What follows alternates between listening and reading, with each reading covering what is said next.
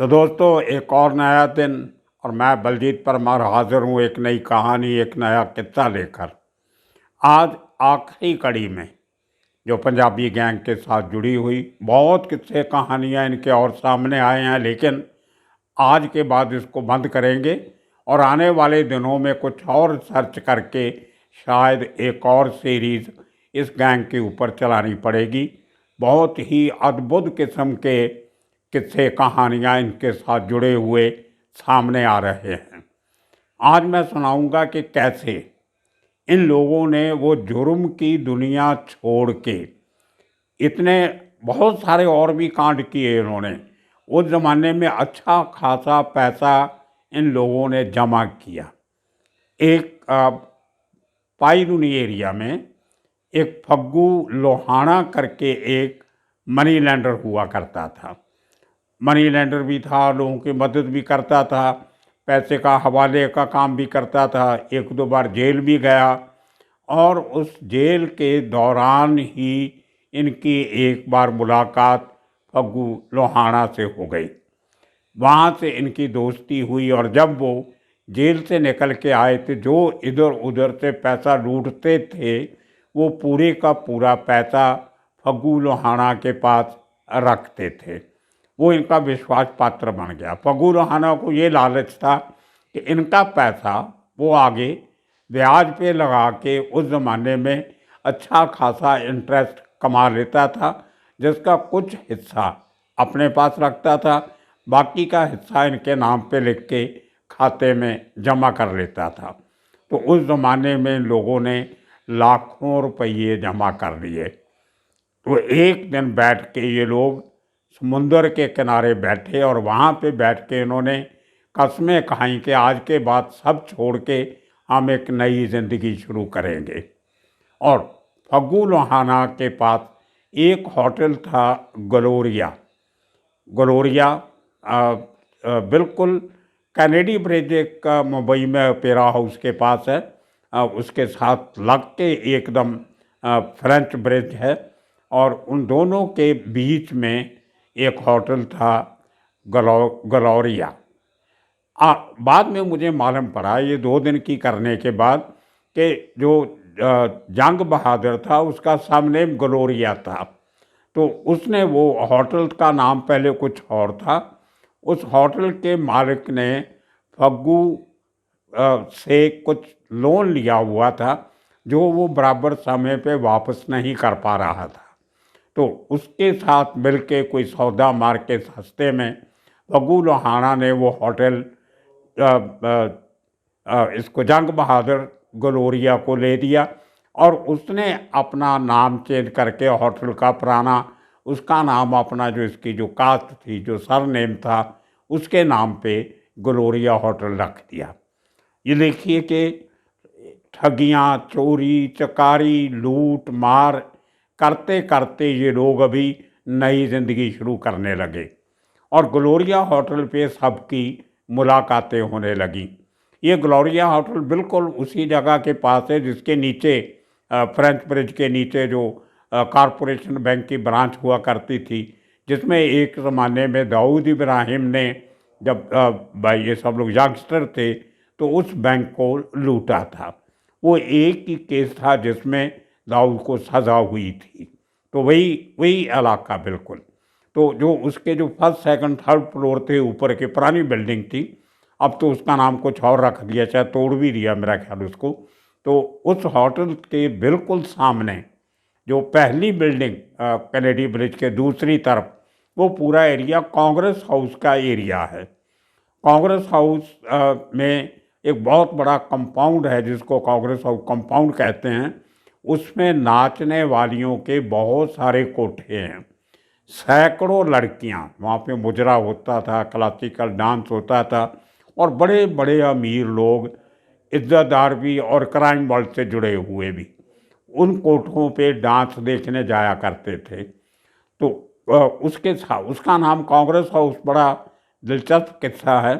वहाँ पे उसके बिल्कुल सामने, इस अड्डे के सामने, पुराने ज़माने का इंडियन नेशनल कांग्रेस जो महात्मा गांधी, पंडित नेहरू के टाइम पे जो ऑफिस हुआ करता था कांग्रेस पार्टी का मुंबई का, वो आज भी है, वहीं पे वो था, उसका नाम था कांग्रेस हाउस। तो उसके चारों तरफ का जो एरिया है वो कांग्रेस हाउस के नाम से मशहूर हो गया। तो उस कांग्रेस हाउस में जो ये डांस करने वाली नर्तकियों का जो बहुत बड़ा कंपाउंड है, जिसमें सैकड़ों नाचने वाली वहाँ पे रहती हैं, और एक एक घर को एक एक घर वाली चलाती है, जिसको मैडम कहते हैं, धंधे वाली भी कह देते हैं, इस किस्म के बड़े उनके नाम, कोठे वाली भी कह देते हैं। तो ये उनका एक तरीका है चलाने का। तो वहाँ पे गेटेड कम्युनिटी है, बहुत बड़ा गेट लगा हुआ है, और रात के अगर आप 1 बजे 2 बजे उनका टाइम लिमिट है, तब जब तक लड़कियां उसके पहले वापस आ गई तो ठीक है, नहीं तो किसी को अंदर एंट्री नहीं मिलती थी, बाहर खड़े होना पड़ता था। तो काफ़ी सारे लड़ाई झगड़े वहाँ हुए। मुंबई की बार डांस जो जब शुरू हुई थी, डांस बार, उनमें मैक्सिमम लड़कियां उन बार में डांस करने वाली इसी कांग्रेस हाउस के कंपाउंड से जाया करती थी। खैर, उसके बिल्कुल कॉर्नर पे जो कोठा था, जो कैनेडी ब्रिज के साथ लग के था, जिस कैनेडी ब्रिज के सड़क के दूसरी तरफ ग्लोरिया होटल था, जहाँ पे ये चारों पांचों दोस्त रोज़ मिला करते थे। तो उसके ऑपोजिट में मैडम थी राधा माला, बहुत मशहूर मैडम थी अपने ज़माने की, जो बहुत बड़ा एक पूरी इमारत थी उसकी अपनी, बहुत खूबसूरत लड़कियां उसने रखी हुई थी। और अभी 2005 के करीब उसका कहीं डेथ हुई है। तो मैंने वो एरिया पूरा देखा हुआ है, बहुत स्टोरी भी की थी मैंने पूरी, काफ़ी सारी मैडम से बातचीत करके कि कैसे वो नर्तकियाँ कहाँ से आती हैं। तो राधा माला की इंटरव्यू की थी, उसने मुझे बताया था कि उसका गांव जो है वो आगरा के करीब बरसाई गांव था शायद, मुझे अगर बराबर याद है तो, वहाँ की वो रहने वाली थी। तो उसके साथ एक दूसरी उसी एरिया में बहुत मशहूर एक कोठे वाली हुआ करती थी, जिसका नाम था पन्ना, उसका नाम था ढोका, या इस किस्म का नाम था। वो बरसई गांव से कोई 25-30 किलोमीटर दूर था। बहुत खूबसूरत औरतें थी दोनों, और पूरा मुंबई के जो अमीर लोग, अयाश लोग जो थे, वो इन दोनों पे बहुत मरते थे, बहुत उनके साथ जुड़े हुए किस्से कहानियाँ हैं। उन्हीं में से एक किस्सा जो बहुत मशहूर हुआ मुंबई में, वो था प्रकाश फुग्गेवाला का किस्सा। अब ये चोरी चकारी, डाके, डकैती, ये धंधे छोड़ के जब जंग बहादुर ने ग्लोरिया होटल खोल लिया, तो प्रकाश फुग्गेवाला ने एक रीगल सिनेमा है मुंबई में, गेटवे ऑफ इंडिया के पास, उसके नज़दीक एक जुए का अड्डा चालू किया। तभी ज्वार के अड्डे बहुत चलते थे मुंबई में, और अच्छे खासी आमदन होती थी। और वहाँ पे काफ़ी सारे विदेशी लोग भी, जो जहाज़ से सेलर आते थे, दूसरे थे, जो कई कई हफ्ते जिनको मुंबई में रुकना पड़ता था, तो वो जुआ वुआ खेलने भी आ जाते थे। और बाहर के व्यापारी जो आते थे, जो वीटी स्टेशन से गुजरात की ट्रेन पकड़ते थे बाद में, उनका भी वहाँ काफ़ी आना जाना रहता था। तो काफ़ी बिजी एरिया में उसने जुए का अड्डा खोला, अच्छे पैसे उसने पैसा कमाया वहाँ से। उसके बाद उसको जगह छोटी पड़ने लगी, तो उसी रोड पे, जिसको कोलाबा रोड कहते हैं, काउजवे रोड, थोड़ा आगे जाके एक बहुत मशहूर रेस्टोरेंट हुआ करता था, कैलाश पर्वत। तो कैलाश पर्वत की आजकल तो बहुत ब्रांचेस खुल गई हैं, लेकिन तभी एक ही थी। तो कैलाश पर्वत के साथ एक बिल्डिंग में पूरा ऊपर का फ्लोर लेके प्रकाश फुग्गेवाला ने अपना ज्वार का अड्डा बहुत बड़ा खोला। वहाँ भी इसकी क्लाइंटेल, जो पुराने ग्राहक थे, सब वहाँ जाने लग गए, और बहुत मशहूर हुआ। इतना चलने लगा इसका जुए का अड्डा कि इसको 4-5 बॉडीगार्ड रखने पड़े। जो ज़्यादा जो लोग थे वो मुस्लिम कम्युनिटी के इसने साथ में रखे थे, बशीर था, इब्राहिम था, इस किस्म के लड़के उसने अपने बॉडीगार्ड रखे। तो वहाँ से उसने काफ़ी पैसा कमाया।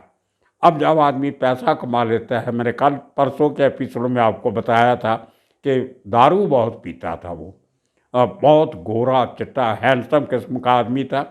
हाइट अपने तीनों साथियों से कम थी, लेकिन स्मार्ट बहुत था देखने में, तो उसको लोग शरारत से छेड़ के टमाटर भी कहते थे, इतना लाल चेहरा था उसका। बेसिकली वो पंजाब के होशियारपुर का रहने वाला था। तो खैर, तो उस आदमी ने पैसा कमा के जब दारू वारू पी लेनी, ग्लोरिया होटल में बैठना, वहाँ से वो कोठे पे नाच गाना देखने चले जाता था। वहाँ से उसकी दोस्ती हो जाती है राधा माला मैडम से। उम्र दोनों की अच्छी थी, लेकिन अब दोस्ती हो गई तो कोई नहीं रोक सकता। वो दोस्ती करते करते उनके बहुत ज़्यादा नेड़ता हुई और एक एक करके राधा माला ने अपने पुराने चाहने वाले छोड़ने शुरू कर दिए। और उसकी वजह से काफ़ी सारे लोग जिनको पता चला कि राधा माला आजकल एक प्रकाश फुग्गेवाला नाम के, तब उसको प्रकाश सेठ कहने लग गए थे, फुग्गेवाला कोई नहीं बोलता था। प्रकाश सेठ के साथ उसका चक्कर है, तो वो काफ़ी सारे लोग आउट ऑफ जेलसी वो प्रकाश सेठ के खिलाफ होने लगे।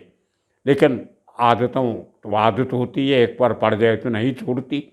उन्हीं दिनों में प्रकाश के अड्डे पे एक कोई बहुत अमीर कोई फॉरेन बिजनेसमैन आया बाहर का, अरब कंट्री का था कोई। वो अच्छी खासी रकम हार गया और जाने के टाइम पे उसने उसमें से हारी हुई रकम में से प्रकाश से, ये एक लोर कहती है, पता नहीं कहाँ तक इसकी सच्चाई है, कि उस ज़माने में उसने 5,000 रुपया प्रकाश से उधारा मांगा कि मुझे ये दे दो, मुझे वापस जाना है, कुछ शॉपिंग वगैरह करनी है, और जब नेक्स्ट टाइम आऊँगा तो आपको ये पैसा वापस कर दूंगा विद इंटरेस्ट। प्रकाश ने ना आओ देखा ना ताओ देखा, 5,000 रुपये उसको दे दिया। हालांकि उसके बॉडीगार्ड, उसके मैनेजर वगैरह ने इतराज़ उठाया कि इतनी बड़ी रकम, आप इस आदमी को जानते नहीं पहचानते नहीं, वापस आएगा नहीं आएगा, दूसरे देश का आदमी है। लेकिन प्रकाश तो रिस्क लेने वाला आदमी था। बोलो कोई बात नहीं, नहीं आएगा तो भी कोई नहीं, हम चलता रहेगा। वो दे दिया पैसा। खैर वो आदमी चला गया। कोई 6 महीने के बाद वो आदमी वापस आता है और 10,000 रुपया प्रकाश को आके वापस करता है कि मैं ये तुम्हारी ईमानदारी और तुम्हारा यकीन जो तुमने मुझ पे रखा, उसके लिए मैं 5,000 एक्स्ट्रा दे रहा हूँ। तो पैसा बहुत था प्रकाश के पास, खर्चा भी करता था। हर 3-4 महीने के बाद गाड़ियाँ बदल लेता था। कभी प्लाई माउथ ले लेनी, कभी कभी डज गाड़ी ले लेनी। इस किस्म की गाड़ियाँ उस ज़माने में आया करती थी, लंबी लंबी गाड़ियाँ, बड़े बड़े बोनट हुआ करते थे उनके। तो इस किस्म की गाड़ियाँ उस आदमी ने रखनी शुरू की। ओपन टॉप वाली गाड़ियाँ खरीद ली, जिस कुमार की पुरानी फिल्मों में आपने देखी होंगी। तो इस किस्म से उसका जो तौर तरीका था, उसने एक होटल भी उसने अपना ख़रीदा था बांद्रा में, जहाँ पे आजकल सी रॉक होटल है, उस एरिया के नज़दीक कहीं, लेकिन बाद में वो बिक गया। तो ये करते करते उसकी नज़दीकियाँ जो थी वो राधा माला के साथ ज़्यादा होने लगी। लेकिन उस फॉरेनर के साथ इसकी दोस्ती हो गई। उस आदमी ने इसको जाने के टाइम पे जब दूसरी बार वापस गया तो प्रकाश को अपने साथ ले गया, उसका वीज़ा लगवा के कि चल मैं तुम्हें अपना देश घुमा के लाता हूँ। और वहाँ से उसको 1-2 और कंट्री भी वो घुमा लाया। उसी चक्कर में वो जो एयर इंडिया की जहाँ जो भी फ़्लाइट होगी उस ज़माने में, उसमें एक एयर हॉस्टेस के साथ उसकी दोस्ती हो जाती है। वो फॉरेनर, आपको शायद मैं एक बात बता दूं कि कोलाबा एरिया में जितने शॉपकीपर हैं, बड़े फुटपाथ पे धंधा करते हों, दिन में भले 50-100 रुपये कमाते हों आज के दिन में भी, लेकिन सब के सब कन्वर्सेशनल इंग्लिश बोल लेते हैं। फॉरेन टूरिस्ट इतने आते हैं कि सब लोगों को अंग्रेज़ी सीखनी ही पड़ती है, नहीं तो उनका बिजनेस नहीं चलेगा। तो उसी चक्कर में प्रकाश फुग्गेवाला भी बहुत अच्छी अंग्रेज़ी बोलने लग गया था। तो वो अंग्रेज़ साथी के साथ अपने घूमते घूमते उसकी एक एयर हॉस्टेस से दोस्ती हो जाती है। वो एयर हॉस्टेस भी, अब उसका जो फैमिली थी, वो उसके जो बाप दादा थे वो भी होशियारपुर के थे। तो उसका नाम शायद मधु था, मुझे किसी ने बताया, अगर बराबर याद हो तो। खैर बहुत पुरानी बात है। तो उसके साथ वो शादी कर लेता है वापस आके इंडिया आके, और राधा माधव को बिना बताए। अब जब राधा माधव को इस बात की खबर मिलती है कि उसने शादी कर ली, मुझे धोखा दिया, उससे ये बर्दाश्त नहीं हुआ। उसने अपने कुछ पुराने दोस्त जो थे, जो उसको पुराने चाहने वाले थे, उनमें से राब्ता किया जिनका जराइम की दुनिया से लेना देना था। उनको भड़का भड़का के, बहका के, अपने जाल में फंसा के एक दिन प्रकाश फुग्गेवाला का कत्ल करवा दिया जाता है, और बड़े तरीके से। एक बड़ी गाड़ी लेके उसकी गाड़ी को टक्कर मारी जाती है, और जब वो जख्मी हुआ गाड़ी में बेहोशी की हालत में पड़ा होता है, तो कुछ और चोटें मार के उसको ख़त्म कर दिया जाता है, और वो एक एक्सीडेंटल केस बन के रह गया। उसी समय पे इसके मरने के बाद जो जंग बहादुर था, उसको लगा कि इस इलाके में रहना अभी सेफ नहीं है। उसने गलोरिया होटल छोड़ के उसने मुंबई के बाहर बाहर एक एरिया है जवाहर, रूरल एरिया में पड़ता है, मोरबड जवाहर, वहाँ पे जाके उसने एक सिनेमा हॉल बनाया, टॉकीज बनाई, और 7 जंगलात महकमे के जंगलों के लकड़ी के ठेके लेने शुरू किए, और वो लकड़ी से वो कच्चा कोयला बनाया करता था, जिसकी बहुत डिमांड थी उन दिनों में। आज की तरह इतनी बिजली गैस वगैरह की सहूलत नहीं थी, कैरोसिन ऑयल वगैरह की, तो बहुत सारे काम लकड़ी के कोयले से हुआ करते थे। तो उस कोयले में उसने बहुत बड़ा पैसा कमाया, वो सरकारी एजेंसियों को भी सप्लाई करने लगा। तो इस तरीके से इन सब का एक नई ज़िंदगी इन्होंने शुरू की। एक एक करके तेजी ने भी अपना कोई बिजनेस शुरू किया गाड़ियों का, और उसने काफ़ी सारे जो लोग थे उनको ड्राइविंग में ट्रेन भी किया। जैसे मैंने आपको बताया था, दारू खाते के मैक्सिमम ड्राइवर, जिनमें कुक्कू दारू वाला, जिसका मैंने जो वरदा राजन के टाइम का हमने एपिसोड बनाया था, तो वरदा राजन के टाइम पे जो सबसे ज़्यादा जो उसका इल्लिसिट दारू सप्लाई करने का फ्लीट था, वो कुक्कू का फ्लीट था। कुक्कू पंजाबी कोलीवाड़ा का रहने वाला था, और उसने भी बहुत पैसा कमाया, बहुत प्रॉपर्टी बनाई। एक न्यू बॉम्बे में उसका घर था, लेकिन उसके मरने के बाद वो किसी ने काबू भी कर लिया, उसकी फैमिली को, बच्चों को नहीं मिला। खैर, तो उस चक्कर में तेजी ने भी बहुत सारा पैसा कमाया, प्रॉपर्टी बनाई। लेकिन अब जैसे कहते हैं कि जब उम्र होती है तो एक साथ चल के सब लोग फिर बेनाम हो गए, फिर अज्ञात हो गए, मर गए, खप गए। तो ये कहानी थी उस पंजाबी गैंग की जिन्होंने अपने ज़माने में सब कुछ देखा, ट्रेजिडी भी हुई, सुधरने की कोशिश भी की, लेकिन अंत वही होता है, कर भला सो हो भला, कर बुरा तो हो बुरा। तो आने वाले दिनों में और किस्से कहानियाँ लेके फिर हाजिर होंगे। तब तक के लिए आप सबका शुक्रिया, धन्यवाद।